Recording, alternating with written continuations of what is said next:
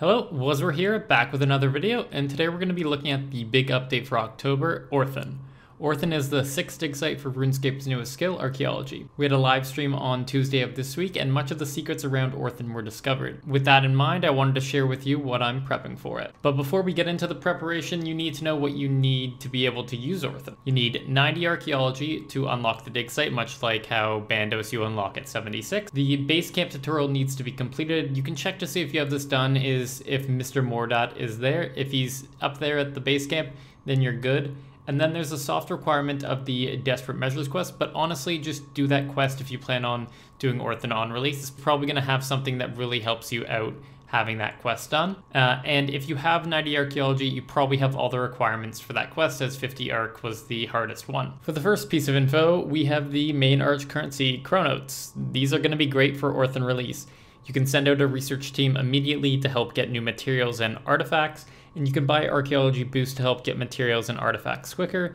I'll personally be using the monocle and the material manual on release. I won't be using the Archaeologist T because I'm already 200 mil XP, and all that is trading XP for CHRONOTES. But if you're still working towards 120 or 200 mil, or even just 99, it might be worth you looking into getting the Archaeologist T.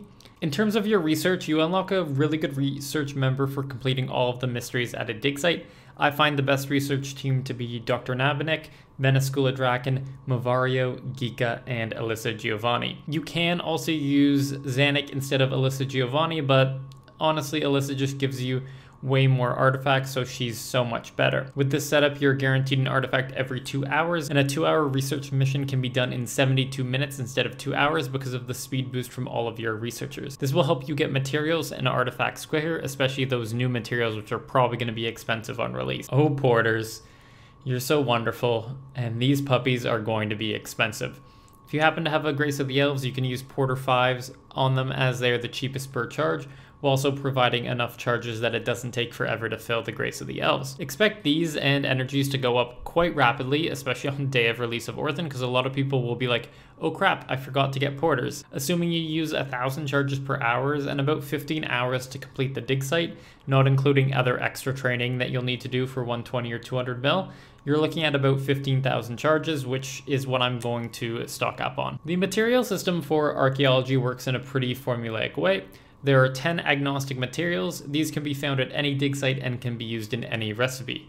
They are 3rd Age iron, samite silk, white oak, gold rune, orthen glass, vellum, leather scraps, animal furs, fossilized bone, and soapstone. These are the materials you want to stock up on, as they will be the ones that are used on top of the 5 new Orthen materials to recreate artifacts. But as a whole, dig site materials usually don't crossbreed. In the original Archaeology release, only the Huzamogarb Chaos Crown and the Sarah Gorgak Star Crown crossed over, so don't expect any of the dig site specific materials to be useful. So something like a Star of Saradomin is almost assuredly not going to be used in any of the new artifacts. Also, don't stock up too much on Orthen glass. You'll still need some, as it will be used in those recipes, but don't think it's going to be a primary material for those artifacts. I know it has Orthen in the name, but it's an agnostic material and will probably be treated as much by the developers. Another opportunity to get materials is the TETRACOMPASSES. They give you a random roll at 100 of multiple materials when opening them, and according to the most recent livestream, TETRACOMPASSES should be able to hit on those tables. Look for the next live stream to confirm this fact, as they said they were going to check before confirming. I plan on stocking up 50 TETRACOMPASSES reward chests for the release should they be able to, as that'll get me a ton of the new materials right away, which I can either sell for a big profit or I can keep for making artifacts if the materials aren't as expensive as I thought. The Cosmic Accumulator is a post-reward quest item for Desperate Measures. There are 2 artifacts you can dig up in the quest room, and handing them in gives you the Cosmic Accumulator. It has 2 different effects.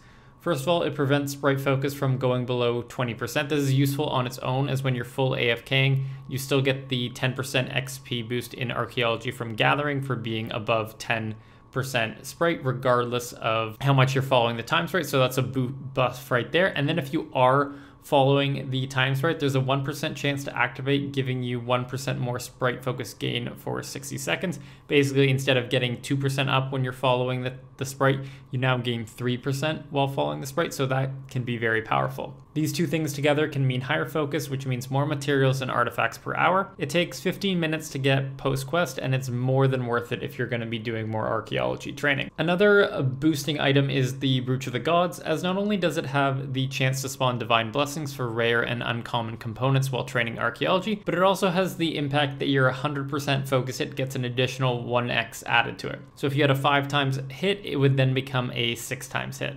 And finally, we have the potion section. This is probably going to be the hardest section to really talk about yet, as they didn't reveal so much on this and we just have to make some educated guesses. Orthen was originally going to have Ancient Herblore added to it, but instead they just are releasing 5 potions, so they could have 5 impactful potions instead of releasing a bunch of crap. And based on their descriptions, they are to be high level. I'm going to make some educated guess here, so take all of this with a grain of salt. The Holy Aggro Overload will have some combination of Overload, Aggression Potion, and Prayer Renewal.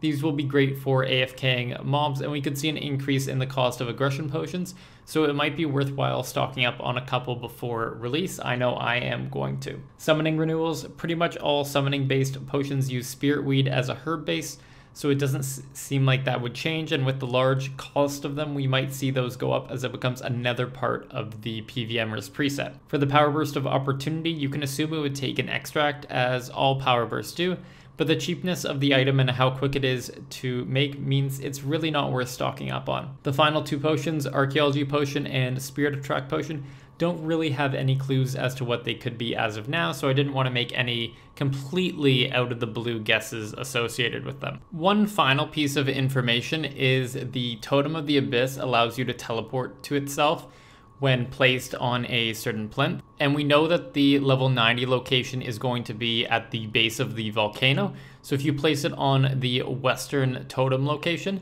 you can teleport very quickly to the level 90 location pretty much right away.